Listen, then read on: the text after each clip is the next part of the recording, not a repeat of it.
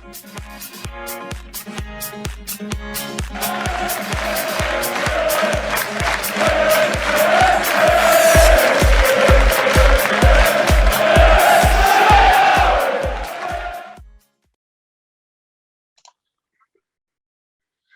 everybody, welcome back to the Stacey West preview show, the final preview show of the season as we take on Crewe at home. Before we do get into it and before I do introduce the man that we'll be talking about Crewe with, I just want to say a quick thank you for all the support, all the messages, all the subscribes we've had this over the course of the season. It's been real fun doing these sorts of things. Also a quick thanks to all the opposition supporters that have come on the channel over the course of the season. Without you guys, the work wouldn't be possible. Also, just to note, there is going to be a revamp of the Stacey West YouTube channel for next season, but I will be doing a YouTube video just to let you know what to expect before we go live. Anyway, on to Crewe then. Ant Evans is back for I feel like it's a sixth time, Ant, you've been on here. How are you doing again, my friend?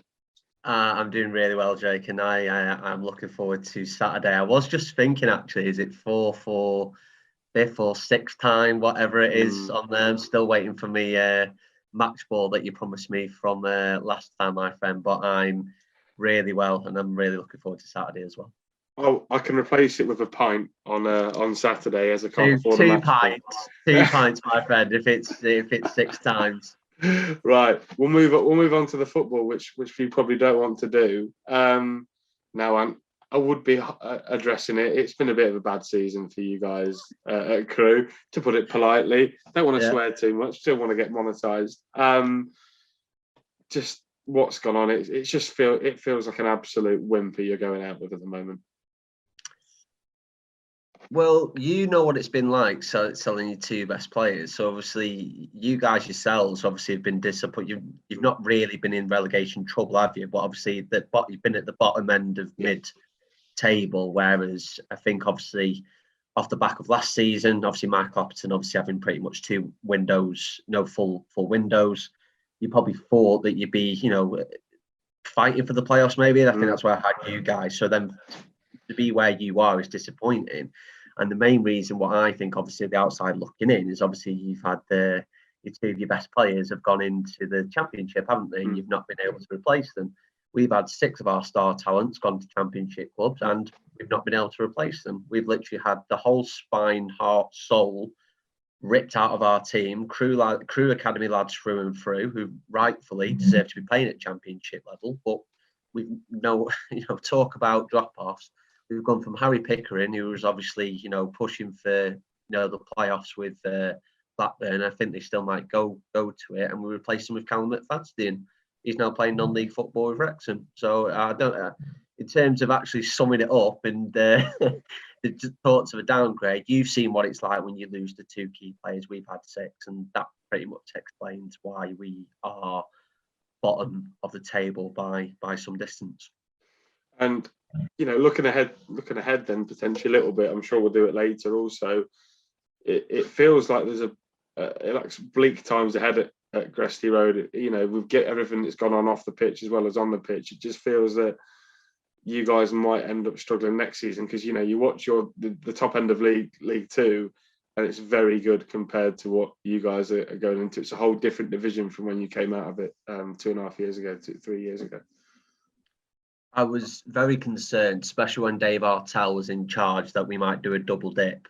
But I think now Alex Morris is coming, there's a bit more hope. But we won't be doing anything in League 2 next season. By that, I mean we won't be challenging for playoffs. We won't be in the mix at all. It'll be more just a consolidation season, to be honest. And I think, like you said, our success has always been built on academy lads and a mix of senior pros. We haven't really got that, and I think even though we've had an awful season, the likes of Mika Mandron, Tommy Lowry, who are great players for us, won't be playing League 2 football next season as well. So there's a massive rebuild for us to then go on that cycle again. We had this cycle, it's sort of the tried and tested cycle of, we have a dip, we get relegated, we then bring the youth through for 4 or 5 seasons, they do well, we get promoted to League One, we do well in our first season in League One, but then it's the fire sale, isn't it, in that second summer. Happened under Steve Davis, happened under Dave Artell. And what the club need to do is they need to break that cycle, as in, instead of selling six of your best players in one window, maybe let one or two go, and then the next season, and then you can blood one of the other one or two youngsters from the next production line, do it, and sort of have that consistency. But it's easier said than done. You know, money talks, my friend, doesn't it? If someone comes in for one of your youngsters at a substantial fee, you're not going to say no. So I think whilst Dave Artell was in charge, and I generally thought that the time had gone for us to actually sack him. So when he did get sacked 3 games ago, it was quite a surprise. It's sort of, well, why now? We already knew it pretty much Christmas. We were down. So why keep him in that post to the end? So I think with him, it could have been, once that, you've probably had it, your times yourself. I know when you came to us in December, the pressure was really on Michael Appleton, and there was a real anxiousness that you might actually get dragged into a relegation battle. We ended up obviously beating you, and I thought, oof, I don't see for where Lincoln want to be. I don't know if Michael Appleton can sort of survive that. He obviously has, but you've seen, haven't you? Once you get into that losing mindset and mentality, and you're losing games every week, it's incredibly hard to change that culture, and then can't just switch on and off, can you? I know I rambled there a bit, mate, but this season has been a disaster. But I think, like you said, to sum it up, really, like I said, next season will be a consolidation season in League Two. And have you got that next crop of youngsters then that, like you had years ago, you had Charlie Kirk, your Owen Dale, Harry Picken, Perry NG all coming through. Have you got that coming through the club at the moment, another golden generation that means that you can go on this cycle again if the club decide not to break the mould, as you said? It's hard to really judge them because, like you said, talk about playing under 23s and under 18s. We've been playing 17-year-olds at centre-back for the majority of the season. So to then judge them on a, second-year scholars with no league experience or no experienced head beside them, it's a tough ask to play in League Two with experience with you and a level-headed. So I think they will. So you got players like Zach Williams and Conor O'Riordan, are the 2 lads that I'm on about, second-year scholars, 17-year-olds. Zach Williams is a real talent, and he's going to go on and do bigger and better things. I think he still hasn't signed a pro deal, which is a real concern for us. And I think that's pretty much it, really. Like you said, it's hard to really judge him in a really, really tough League One campaign. But like always with us, there's always lads in the 18s or 23s who get their chance, and you think, well, where's he sort of come from? Luke Offord was a good example of that, slow and steady, and has been in the main team within the season. So there's no real lack of attacking talents. Like you said, you've had the Owen Dales, you've had the Charlie Kirks, you've had the wingers to really get you off your feet, and the 14-15 goal season or assist maker. We don't have any attacking talent like that coming through. The only player that's in an attacking mould is a striker called Connor Salisbury, who's sort of banging them in for fun in the under 23s. But it's one thing doing it under 23s level. It's another one trying to do it at League One or League Two level. Yeah, I asked purely because I know Lincoln are very excited about the generations that we've got coming through. We're really looking forward to having a host of young pros on the books next year. Now, Crewe made the decision a couple of weeks ago to part company with Dave Artell. I know when we spoke back in December, you were sort of on the edges of whether you were going to be back in Artell and whether you weren't. Now the man's gone. Was it a bad call? Was it a good call? Is it going, for the club going forwards? Was it the right call, do you think? Well, the last 3 games, it was definitely the right call because we've actually played a bit of football now. We've actually a bit of hope and, bit of optimism, which I didn't think we would have had if we kept Dave Artell in the role, to be honest. I think it was the right decision, definitely. The questions were asked as why wasn't it made sooner? Because like you said, December, I think we were already down. But then we've had 4 or 5 years of upwards, trajectory of Dave Artell in there. So, do you then sack him after a bad 6 months after after selling his 6 best players? It's a harsh reality, and it'd be really harsh if we did. But I think the thing that killed us really was the January window. And we didn't get rid of the absolute clowns like Tyrell Thomas and McFadden until the very end. Like, they hadn't been anywhere near the squad, and we had to wait literally to the end of January to get rid of them. We didn't make a whole signing until the very last day in January. So 5 or 6 games in January, you're struggling at December anyway. If you get a couple of wins in there, you might stand a chance. And then boom, deadline day, we made 5 signings in one go. 3 of them literally lasted 2 weeks, and they've been injured since. So we literally had Raheem Harper and Bryce Sambu pretty much to come in and save our season, which obviously was too much of an ask. So I do feel sorry for Dave Artell with that. And like you said, you've got people like Owen Dale throwing his toys out of a pram. We've had so many niggles and injuries, whereas I think it's one of those when you're at the bottom of the table, the players have, they're always injured. Whereas if you're at the top of the table or you've got something to play for, they sort of disappear. But I think the thing that did Dave Artell in was his baffling formation choices. I mean, he played 3 centre backs with two wing backs, I think, to sort of shore up the defence, because we didn't have a senior centre back at the club. I said we're playing 2 17-year-olds in there. We're playing a right back in there. At right wing back, we were always playing a striker. So Peter Manjon's been at right wing back. Scott Casket, I think the only person who's not played at right wing back this season has been the goalkeeper, Dave Richter. If he did turn up there at one point, it wouldn't have surprised me the way it was going.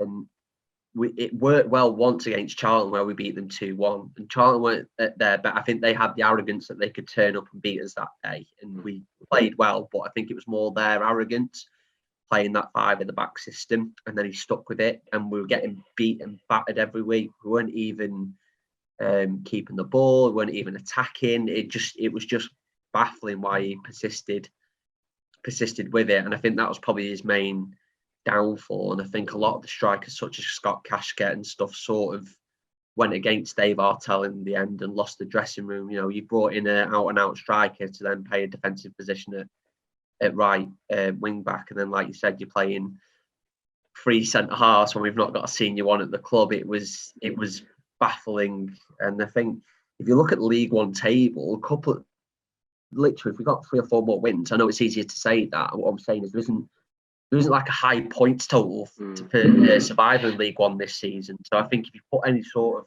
run together, you would have been okay. And I think that opportunity was missed. But I think looking back in hindsight, it's all right to say that. But now you're looking at the squads and the way that they're playing. As stupid as it is, he's gone back to the successful 4-3-3 that has been so good for us over the 4 or 5 season period. And believe it or not, he's playing centre backs at centre back, striker in striker positions, midfielders and midfielders, and all of a sudden we're actually playing good. We're actually playing good football. Yeah, we lost away at Sheffield Wednesday, but everyone's Sheffield Wednesday are on a good run at the moment and might get the playoffs. But we've got obviously a draw against Ipswich, which is a good draw. And we beat Wimbledon. Fair enough, Wimbledon haven't won in 25 games now, but just the fact that we actually played some football and had some attacking and some optimism. We've scored 3 goals for the first time this season in one game, and it's April time, so it's just been a shambles of a season, Jake, mate.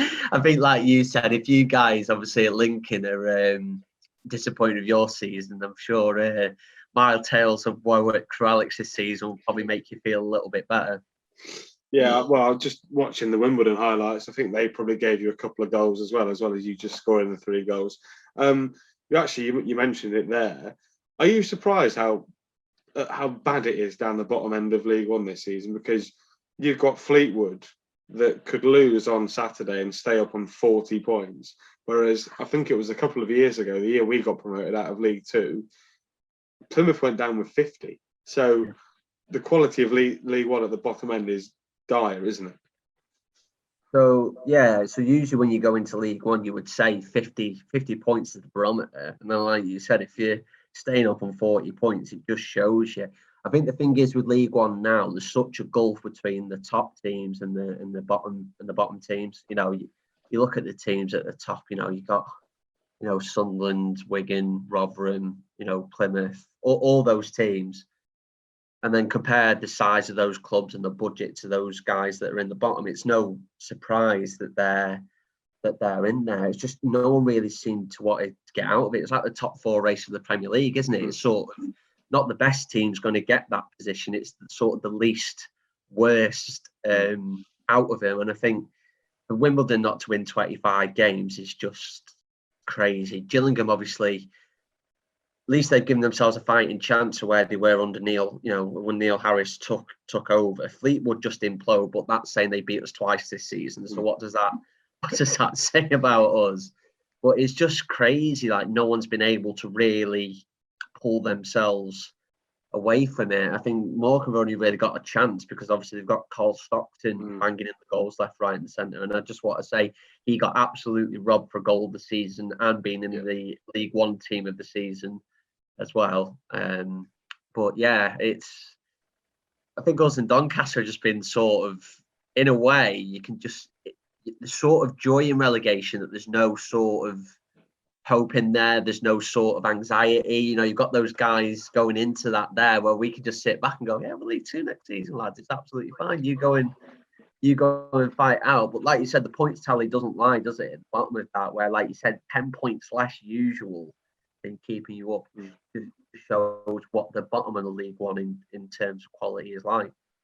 Doncaster can still stay up, Ant, so don't you be dragging them in your category. They can still stay up. I know it's unlikely. Is it 28 goal swing or yeah, something? 27 like goals. Yeah. Doable.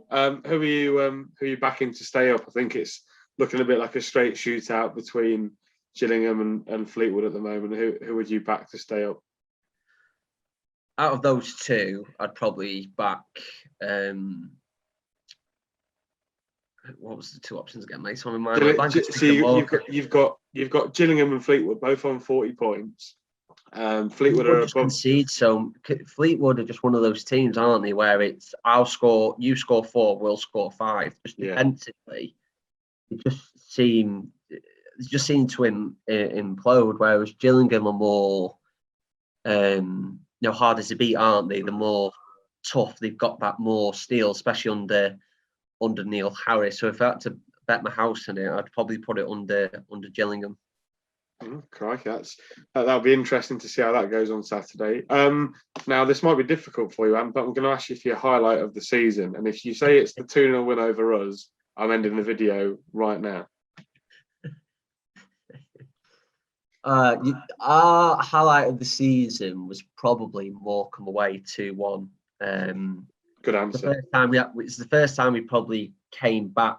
It's the first time we came back from a losing position all season. So they scored first and we won 2-1. And Luke Murphy scored a looping shot 30 yards out right in front of the away end. And we went on to win that game. So just for the whole, amazing goal, away limbs in the stand. And the first time, actually had a bit of hope coming away with that because obviously we thought we'd drag the Morecambe into it. So to be there and witness that, because like I said, I've seen some absolute drubbings this season. So I think that's probably as well. And like you said, in terms of performances, probably Charlton at home and Lincoln at home were particular highlights, but there really hasn't been much else to really shout about. Probably the only other thing I'd say is obviously when we played Leeds, obviously in the Carabao Cup earlier in the season, second week, packed out Ellen Road, and we kept it 0-0 to the, I think it's 85th minute until we brought the big guns on. So there's a few in there. And like if there might be too many of you to. Is there one game in particular you thought, crikey, we are awful? The Gillingham game, the Neil Harris's first game for Gillingham. That was a real turning point for me. I knew we were in trouble when we got earlier in the season when we got battered by Swindon 4-1 in the FA Cup, and I went, we're in massive, massive trouble. But where it really hit home was that first game with Gillingham. Like I said, I think it was beginning of February. We just had these new signings in. Neil Harris just took over. I think Gillingham themselves hadn't won in how many games? 15 games, I don't think. And we played really well, and they were given a real. They came with a game plan and it worked. Fair enough. I'm not disputing that. And you know, what's Neil Harris meant to do when he's just been in the job for two weeks or whatever?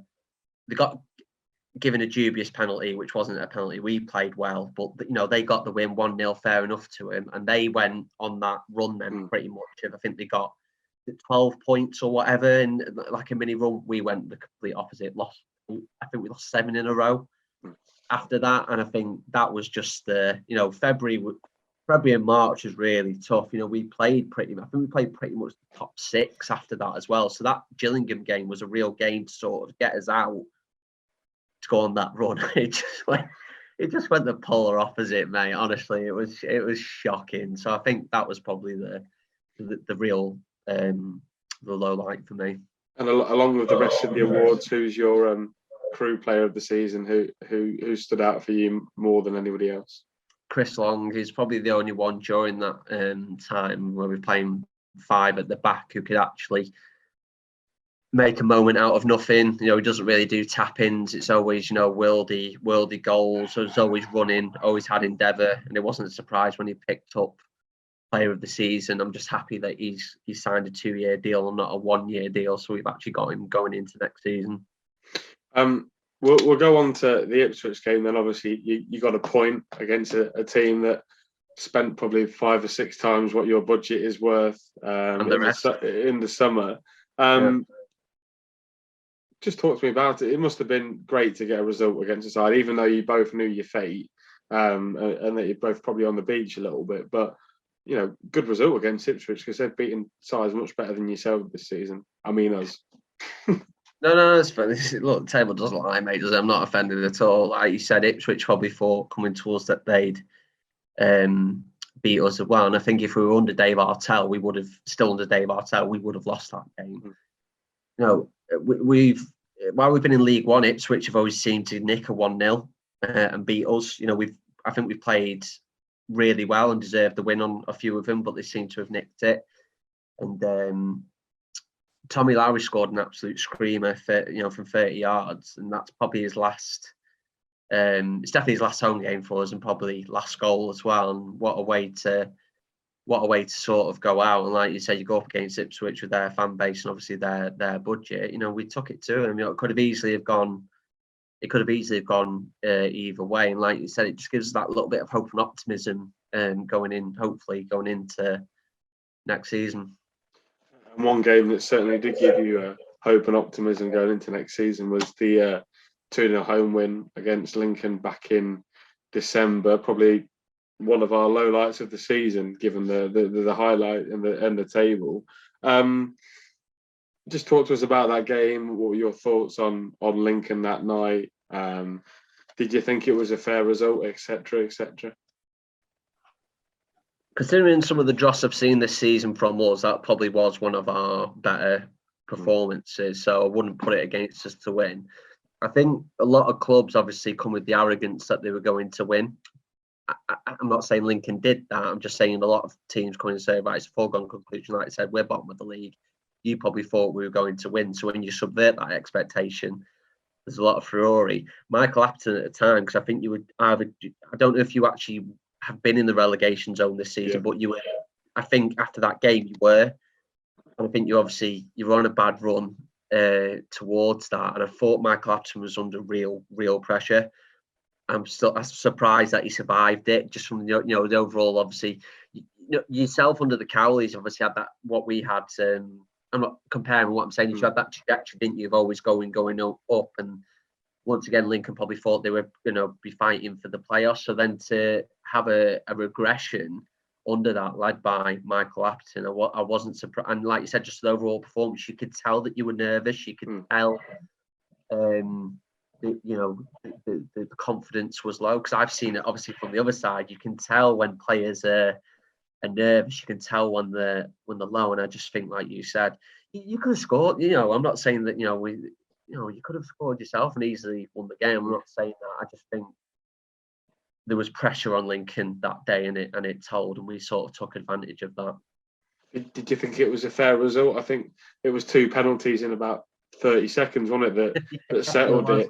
I think the first one was a little bit dubious, and the second one I've got no complaints with. The thing about the second penalty for me was he sent him off as well, when I thought obviously with double jeopardy he could only give him a yellow card, but he'd give him a penalty and a red card. And then the first one, well, I shan't talk to you about the first one because I've swore enough to the referee about it. But did you think they were both penalties?